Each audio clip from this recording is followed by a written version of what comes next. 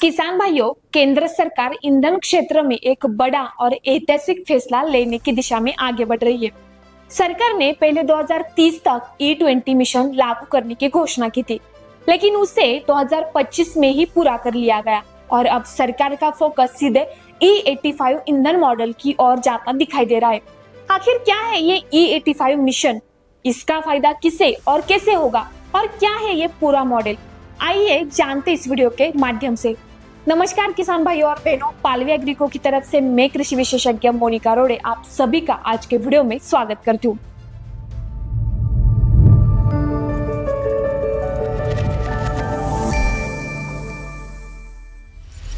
अब तक जिस ईंधन में 20% इथेनॉल और 80% पेट्रोल का उपयोग किया जा रहा था, अब उसमें 85% इथेनॉल और केवल 15% पेट्रोल रखने की योजना सामने आ रही है।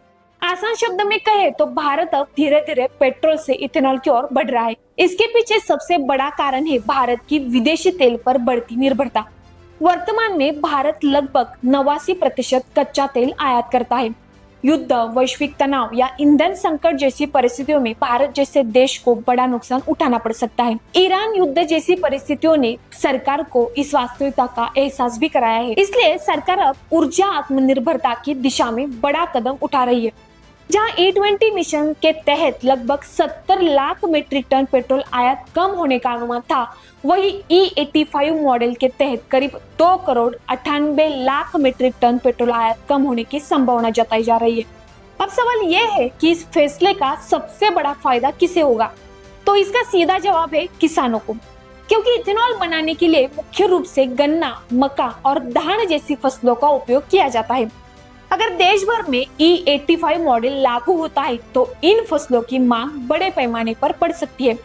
इससे गन्ना, मक्का और धान उत्पादक किसानों को बेहतर बाजार, अच्छे दाम और स्थिर मांग मिलने की संभावना है। विशेष रूप से गन्ना किसानों के लिए एक फैसला गेम चेंजर साबित हो सकता है। अब सिर्फ चीनी उद्योग ही नहीं बल्कि इथेनॉल उद्योग भी किसानों की उपज को बड़ा सहारा देगी।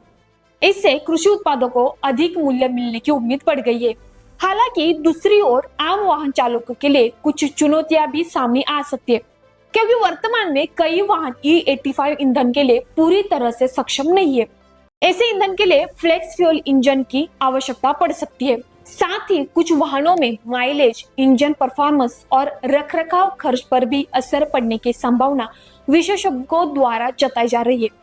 यानी कि सरकार का ये फैसला किसानों के लिए बड़ी संभावना लेकर आ रहा है, लेकिन आम नागरिकों और वाहन उद्योग के लिए यह एक बड़ा बदलाव साबित हो सकता है। हालांकि अभी ये कहना जल्दबाजी होगी कि इसका सबसे ज्यादा फायदा किसानों को होगा या सरकार को। ये जब ड्राफ्ट पूरी तरह लागू होगा और E85 मिशन वास्तविक रूप में शुरू होगा, तभी इसका असली असर साफ दिखाई देगा।